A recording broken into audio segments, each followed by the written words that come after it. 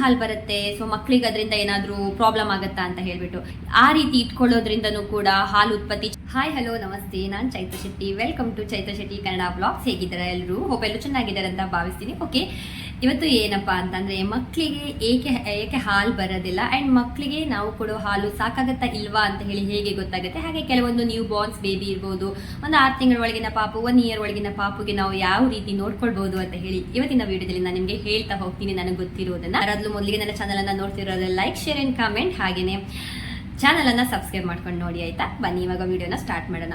ಮೊದಲಿಗೆ ನೀವು ಒಂದು ನೆನ್ಪಿಟ್ಕೊಳ್ಬೇಕು, ಏನ್ ಗೊತ್ತಾ, ಮಕ್ಕಳಿಗೆ ಹೇಗೆ ಹಾಲು ಬರುತ್ತೆ ಅಂತಂದ್ರೆ ನಾವು ನಮ್ಮ ಮನಸ್ಸಲ್ಲಿ ಯಾವ ರೀತಿ ಡಿಮ್ಯಾಂಡ್ ಇರುತ್ತೆ ಹಾಗೆ ಸಪ್ಲೈ ಹೋಗುತ್ತೆ. ಅಂದ್ರೆ ಮಗುವಿಗೆ ನೀವು ಎಷ್ಟು ಹಾಲನ್ನ ಕೂಡಿಸ್ತೀರಾ ಅಷ್ಟು ಚೆನ್ನಾಗಿ ಸಪ್ಲೈ ಆಗುತ್ತೆ, ಅದು ಮೆದ್ಲಿಗೆ ಹೋಗುತ್ತೆ. ನನ್ನ ಮಗುವಿಗೆ ಹಾಲು ಬೇಕು ಅಂತ ಹೇಳ್ಬಿಟ್ಟು ಮಗು ನೀವೇನ್ ಮಾಡ್ತೀರಾ ಗೊತ್ತಾ, ಹಾಲು ಬರುತ್ತಾ ಇಲ್ವಾ ಅಂತ ಹೇಳಿ ನೀವೇ ಒಂದು ಅಸಂಪ್ಷನ್ ಹಾಕೊಂಡ್ಬಿಟ್ಟು ಇವಾಗ ನಾನು ಹಾಲು ಕೊಟ್ಟರು ಸುಮ್ಮನೆ ನನಗೆ ಹಾಲು ಬರ್ತಾ ಇಲ್ಲ ಅನ್ಕೊಂಡು ಕೆಲವೊಬ್ರು ಹಾಲೇ ಕೊಡೋದಕ್ಕೆ ಹೋಗೋದಿಲ್ಲ ಮಕ್ಕಳಿಗೆ. ಹಾಗೆ ಮಾಡೋದಕ್ಕೆ ಹೋಗಬೇಡಿ. ಸ್ಟಾರ್ಟಿಂಗ್ ಅಲ್ಲಿ ನ್ಯೂ ಬಾರ್ನ್ ಬೇಬೀಸ್ ಇದ್ರೆ ಒಂದು 3 ತಿಂಗಳ ತನಕ ಒಂದು 2 ಗಂಟೆಗಳಿಗೊಮ್ಮೆ ಮಕ್ಕಳಿಗೆ ಹಾಲನ್ನ ಕೊಡ್ತಾನೆ ಬರ್ಬೇಕಾಗುತ್ತೆ. ಯಾಕಂತಂದ್ರೆ ತುಂಬಾ ಇಂಪಾರ್ಟೆಂಟ್ ಮಕ್ಕಳಿಗೆ ಹಾಲು ಅನ್ನೋದು. ಹಾಗಾಗಿ ಮಕ್ಕಳು ದಿನಕ್ಕೆ ಒಂದು 5 ಸಲ ಪೀ ಮಾಡಬೇಕು ಅಂತಂದ್ರೆ ಸೂಸು ಮಾಡ್ಕೊಳ್ಬೇಕು ಮಕ್ಕಳು. ಆವಾಗ ಮಕ್ಕಳಿಗೆ ಹಾಲು ಸಾಕಾಗುತ್ತೆ ಅಂತ ಅರ್ಥ.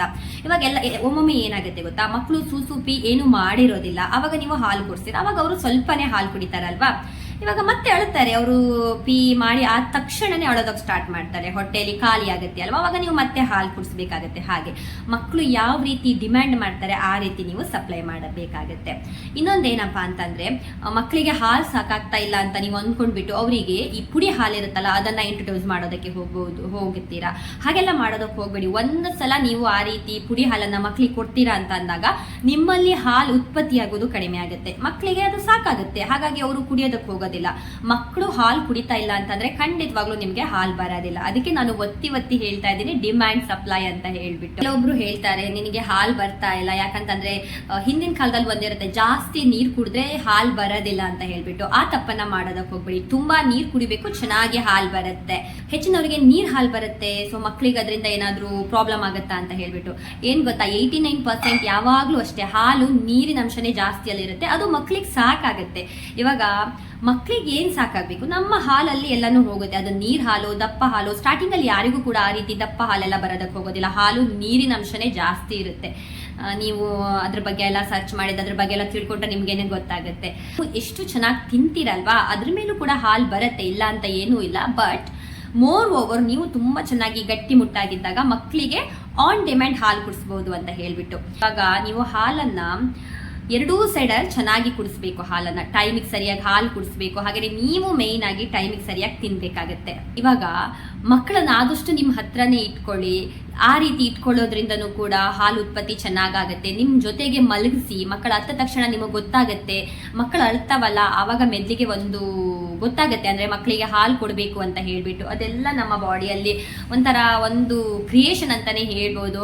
ಇವಾಗ ನೋಡಿ, ಆ 9 ತಿಂಗಳು ನೀವು ಪಾಪುನ ಹೊಟ್ಟೆಯಲ್ಲಿ ಇಡ್ತೀರಾ, ಆಮೇಲೆ ಡೆಲಿವರಿ ಆದ ತಕ್ಷಣ ಮಕ್ಕಳಿಗೆ ಹಾಲು ಬರುತ್ತೆ. ಆ ಹಾಲು ಕೆಲವೊಬ್ರು 3 ವರ್ಷದ ತನಕ ಕುಡಿಸ್ತಾರೆ, ಅದು ಹಾಗೇನೆ ಇರುತ್ತೆ. ಇವಾಗ ಕುಡಿಸೋದ್ ಬಿಟ್ಟ ತಕ್ಷಣ ಹಾಲು ಬರೋದು ನಿಂತು ಹೋಗುತ್ತೆ, ಅದರಲ್ಲೇ ಗೊತ್ತಾಗುತ್ತೆ ಅಲ್ವಾ. ಹಾಗಾಗಿ ನಿಮ್ಮಷ್ಟಿಗೆ ನೀವು ಅಸಂಪ್ಷನ್ ಮಾಡ್ಕೊಳ್ಳೋಕೆ ಹೋಗ್ಬೇಡಿ. ಚಿಕ್ಕದಾಗಿದೆ ಮಕ್ಕಳಿಗೆ ಹಾಲು ಸಾಕಾಗಲ್ಲ ಹಾಗೆಲ್ಲ ನೀವು ತಿಳ್ಕೊಳ್ಳೋದಕ್ಕೆ ಹೋಗ್ಬೇಡಿ. ಹಾಗೆಲ್ಲ ಏನೂ ಇಲ್ಲ. ಮಕ್ಕಳಿಗೆ ಹಾಲು ಎಷ್ಟು ಬೇಕೋ ಅಷ್ಟು ಸಾಕಾಗುತ್ತೆ. ಅನ್ಲೆಸ್ ಏನಪ್ಪಾ ಅಂತಂದ್ರೆ ಏನಾದ್ರೂ ಮೆಡಿಕಲ್ ಏನಾದ್ರೂ ಪ್ರಾಬ್ಲಮ್ ಇದ್ರೆ, ಈ ರೀತಿ ಎಲ್ಲ ಇತ್ತು ಅಂತ ಅಂದ್ರೆ ಡಾಕ್ಟರ್ಸು ಬರ್ಕೊಡ್ತಾರಲ್ವಾ ಇದು ಆ ಪುಡಿ ಎಲ್ಲ ಬರ್ಕೊಡ್ತಾರೆ, ಅದನ್ನ ಕೊಡಿ. ಇಲ್ಲ ಅಂತಂದ್ರೆ ಖಂಡಿತವಾಗ್ಲೂ ನಿಮ್ಮ ಮನ್ಸಲ್ಲಿ ಕೂಡ ಅದನ್ನ ಅನ್ಕೋಬೇಡಿ ಮಕ್ಕಳಿಗೆ ಪುಡಿ ಹಾಲು ಕೊಡ್ಬೇಕು, ಹೊಟ್ಟೆಗೆ ಸಾಕಾಗ್ತಾ ಇಲ್ಲ ಅಂತ ಹೇಳ್ಬಿಟ್ಟು. ಖಂಡಿತವಾಗ್ಲೂ ಸಾಕಾಗತ್ತೆ. ನಿಮ್ಗೆ ಎಷ್ಟು ಹಾಲು ಬರುತ್ತಲ್ವಾ ಅದು ಮಕ್ಕಳಿಗೆ ಸಾಕಾಗತ್ತೆ. ಇನ್ನೊಂದೇನಪ್ಪ ಅಂದ್ರೆ ಮಕ್ಕಳು ತುಂಬಾ ಅಳುತ್ತಾರೆ. ಅಳೋದಕ್ಕೆ ಮೇನ್ ಕಾರಣ ಹಾಲೇ ಕಡಿಮೆ ಇತ್ತು ಅಂತ ಏನೂ ಇಲ್ಲ.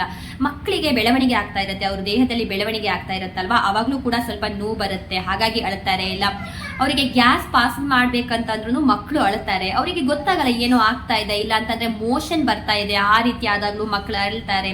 ಸೊ ಹಾಗಾಗಿ ಮಕ್ಕಳು ಅತ್ತ ತಕ್ಷಣ ಯಾರು ಏನೇ ಹೇಳಿ ನಿನಗೆ ಹಾಲಿಲ್ಲ ಅಥವಾ ಹಾಗೆ ಹೀಗೆ ಅಂತ ಹೇಳಿದ್ರೆ ನೀವು ಟೆನ್ಷನ್ ಮಾಡ್ಕೊಳಕ್ ಹೋಗ್ಬೇಡಿ. ನೀವು ಆರಾಮಾಗಿ ಕಾಮ್ ಆಗಿ ಇದ್ರೆ ಖಂಡಿತವಾಗ್ಲೂ ಹಾಲು ಕೂಡ ಚೆನ್ನಾಗಿ ಬರುತ್ತೆ. ಹಾಗೆಯೇ ನೀವು ಕೂಡ ನಿಮ್ಮ ಮಕ್ಕಳಿಗೆ ಡಿಮ್ಯಾಂಡ್ ಮಾಡಿದಷ್ಟು ಸಪ್ಲೈ ನಿಮ್ಮ ದೇಹದಲ್ಲೇ ಆಗತ್ತೆ. ನೀವೇನು ವರಿ ಮಾಡ್ಕೊಳ್ಳೋದಕ್ಕೆ ಹೋಗಬೇಡಿ.